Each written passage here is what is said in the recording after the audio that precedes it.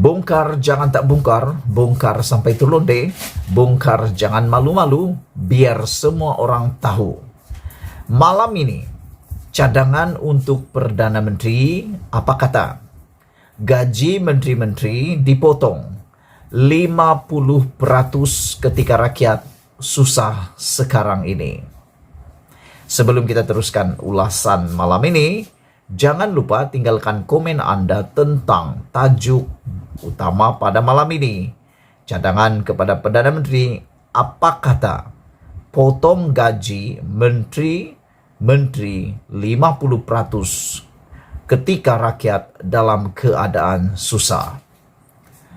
Di mana-mana ketika ini kedengaran rakyat sedang merungut dan marah berikutan beban kenaikan kos sara hidup rakyat yang diakibatkan oleh meningkatnya harga barang-barang keperluan harian, antaranya telur, minyak masak, dan beberapa lagi barangan keperluan yang wajib diperoleh oleh setiap isi rumah.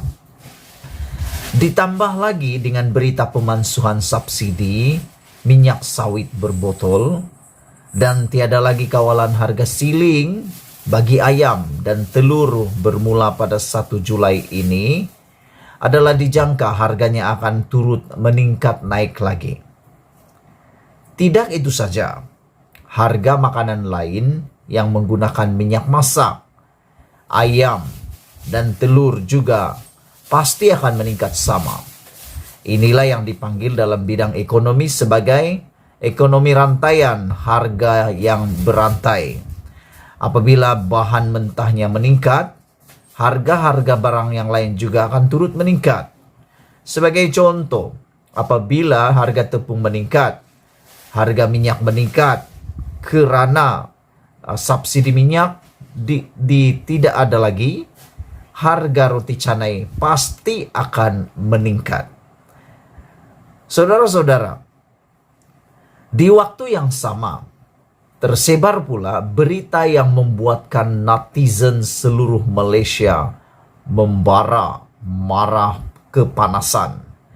Apabila berita bahawa gergasi pengeluar minyak sawit negara, FGV Holding, yang sahamnya dikuasai 80% oleh Felda, akan bermesyuarat, dan antara agendanya ialah meningkatkan allowance tahunan pengerusinya daripada 300,000 kepada 480,000 setahun. Ini satu jumlah yang sangat luar biasa dikala rakyat kais pagi dimakan petang. Bukan kais pagi dimakan pagi, kais petang dimakan petang.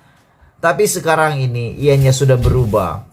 Kais pagi dimakan petang, kais petang dimakan esok. Begitu susahnya rakyat pada ketika ini, lebih-lebih lagi mereka yang berpendapatan rendah maupun yang bergantung penuh banyak kepada bahan mentah ini. Selain itu, sebelumnya juga kedengaran ura-ura TNB bakal menaikkan tarif listrik pengguna, kononnya kerana peningkatan kos operasi. Di mata pengguna, dikala waktu ini hanya hujan yang kerap turun, malah menyebabkan banjir kesesakan yang luar biasa pula, apakah semua benda pula mahu naik belaka? Walaupun semalam Perdana Menteri telah mengumumkan tambahan RM100 ringgit bantuan keluarga Malaysia atau BKM untuk golongan B40 serta pengekalan subsidi bagi minyak masak berpaket, ramai yang merasakan ia tidak memadai dalam keadaan semua harga menaik ketika ini. Ialah dengan pertambahan 100 ringgit itu, sekali guna, sekali masuk kedai runcit habis. Padahal keperluan uang, harga barang dan keperluan barangan mentah makanan-makanan wajib digunakan setiap hari. Terdengar perbualan di kedai kopi. Kenapa tak ditambah kenaikan kepada 500 ringgit Malaysia? RM100 mana cukup, tambah mereka lagi. Bagi majoriti rakyat dalam keadaan seperti sekarang, siapalah lagi yang mereka harapkan, melainkan hanyalah kerajaan yang sedang menguruskan negara. Mereka bukan saja mahu lebih banyak tindakan atau kaedah penyelesaian yang diselesaikan atau bagi mengatasi kenaikan kos sara hidup itu dilakukan oleh kerajaan. Malah juga inginkan para menteri menunjukkan simpati yang sewajarnya. Walaupun kadang-kadang para menteri ini juga memang bikin panas. Pernah beberapa menteri menasihati rakyat berjimat cermat, makan itu, makan ini, dan sebagainya, membuatkan netizen marah. Mereka bukan sahaja mahu lebih banyak tindakan atau kaedah penyelesaian bagi mengatasi masalah kos sara hidup ini, malah rakyat juga inginkan menteri menunjukkan simpati. Dalam keadaan ini, sementara kita sedar Perdana Menteri dan pasukan kabinetnya tentu saja sedang berusaha melalui pelbagai cara untuk mengurangkan beban hidup rakyat. Tetapi kadangkala cara yang diambil itu tentunya akan memakan masa. Di waktu yang sama, rakyat yang kena pergi ke kedai setiap hari untuk berbelanja pasti saja semakin koyak poket mereka. Sebagai tanda sokongan atau simpati adalah dicadangkan agar Ismail Sabri Yaakob selaku Perdana Menteri mengambil inisiatif mengarahkan semua menterinya melakukan potongan gaji sebanyak 50% serta merta. Bukan saja Perdana Menteri, Menteri dan Timbalan Menteri harus berkorban melakukan potongan gaji. Lebih baik lagi jika duta-duta yang bertaraf menteri dan lain-lain lantikan politik juga dipotong gaji sama seperti mereka. Walaupun mungkin ada yang menganggap potongan 50% gaji itu terlalu tinggi, tetapi harus disadari, semua mereka itu mempunyai pelbagai allowance lain yang jumlahnya lebih daripada cukup. Bukan saja untuk memewahkan kehidupan, malah cukup untuk menyara lebih daripada satu keluarga. Lagi pula, bukan semua menteri rajin bekerja dan ada memberi idea yang berguna untuk rakyat dan negara. Sesetengahnya, mereka macam makan gaji buta saja nampaknya.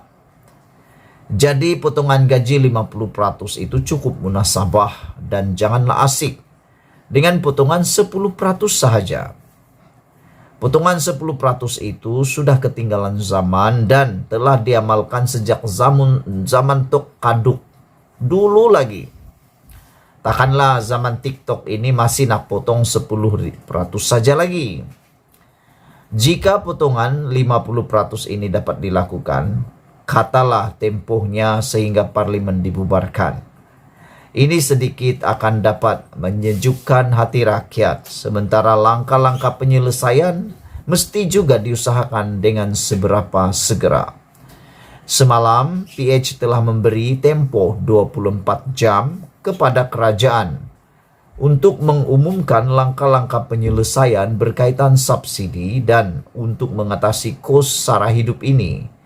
Manakala seorang pemimpin DAP pula menyarankan agar inilah masanya untuk mengumpulkan sejuta rakyat turun ke jalan raya bagi menunjukkan bantahan.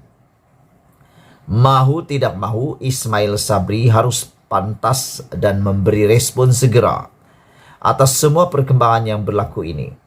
Jika tidak, walaupun hari-hari hujan turun, tetapi kemarahan rakyat akan terus meningkat tanpa had.